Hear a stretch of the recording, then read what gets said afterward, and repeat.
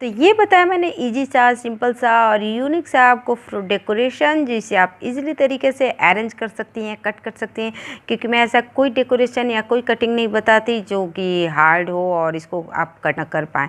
तो चलिए, आपको मेरा फ्रूट डेकोरेशन कैसा लगा ज़रूर कमेंट करके बताइएगा। वीडियो अच्छी लगी तो लाइक कीजिएगा, फ्रेंड के साथ शेयर कीजिएगा, और फर्स्ट टाइम देख रहे हैं तो मेरे चैनल को सब्सक्राइब करना बिल्कुल नहीं भूलिएगा। तो चलिए, किसी नए किसी यूनिक वीडियो के साथ फिर मिलते हैं, तब तक के लिए बाय, टेक केयर।